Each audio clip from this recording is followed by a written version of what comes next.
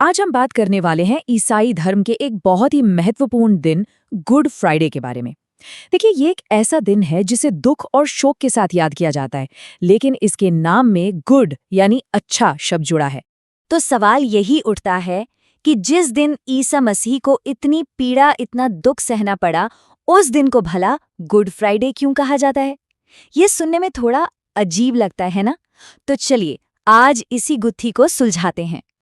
देखिए, इस विरोधाभासी नाम को समझने के लिए सबसे पहले हमें उस दिन की कहानी को जानना होगा। आखिर उस दिन हुआ क्या था? ये कहानी शुरू होती है आज से लगभग 2000 साल पहले रोमन साम्राज्य के दौर में।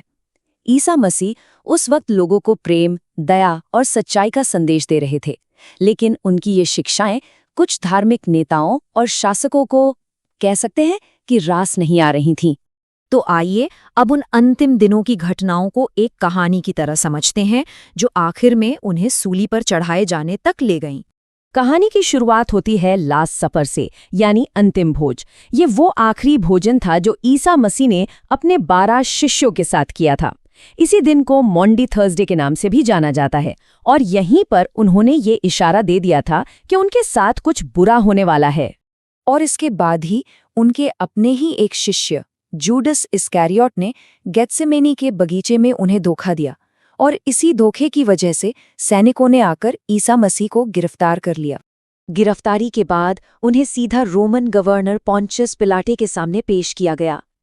वहां उन पर झूठे आरोप लगाए गए और आखिरकार उन्हें सजा सुना दी गई। उन्हें सजा मिली क्रूसिफिक्शन की, यानी सूली पर चढ़ाए जाने की। इसमें इंसान को एक क्रॉस पर कीलों से ठोक दिया जाता था। आप सोच सकते हैं, ये उस समय की सबसे दर्दनाक सजाओं में से एक थी, और शुक्रवार के दिन इसी घटना में उनकी मृत्यु हो गई।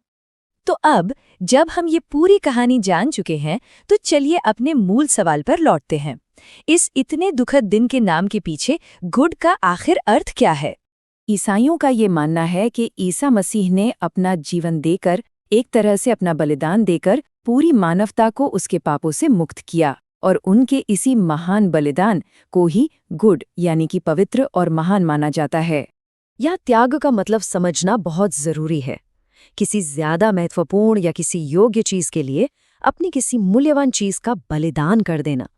और ईसाई धर्म में ईसा मसीह का ये बलिदान मानवता के लिए सबसे बड़ा त्याग माना जाता है।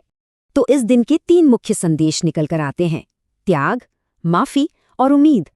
और इस दिन के इतने गहरे अर्थ की वजह से ही आज भी इसे बहुत शांति और गंभीरता के साथ मनाया जाता है। चलिए देखते हैं कैसे। तो इस दिन चर्च में विशेष प्रार्थनाएं होती हैं। बहुत से लोग उपवास रखते हैं और शांति से इस दिन को याद करते हैं। कोई जश्न नहीं होता। और हाँ, कुछ जगहों पर क्रॉस के साथ जुलूस भी निकाले जाते हैं। अब चलिए देखते हैं कि गुड फ्राइडे का ये दुख आखिर कैसे ईस्टर की उम्मीद में बदल जाता है। देखिए, जहां एक तरफ गुड फ्राइडे दुख और शोक का दिन है, वहीं ईस्टर का रविवार खुशी और उत्सव का। एक तरफ त्याग और मृत्यु है, तो दूसरी तरफ है पुनरुत्थान और जीवन। कह सकते हैं कि ये एक गंभीर अंत से एक उम्मीद भरी शुरुआत तक का सफर है। आइए इस पूरे पवित्र सप्ताह को इस टाइमलाइन से जल्दी से समझ लेते हैं। गुरुवार अंतिम भोज, शुक्रवार मृत्यु यानी गुड फ्राइडे, शनिवार शांति का दिन, और फिर आया रविवार पुनरुत्थान यानी ईस्टर। तो गुड फ्राइडे की कहानी सिर्फ एक अंत की कहानी नहीं है, बल्कि ये एक नई शुरुआत की उम्मीद की कहानी है। ये हमें सिखाती है कि कभी-कभी सबसे गहरे दुख और सबसे बड़े बलिदान से ही आशा और एक नई सुबह का जन्म हो सकता है।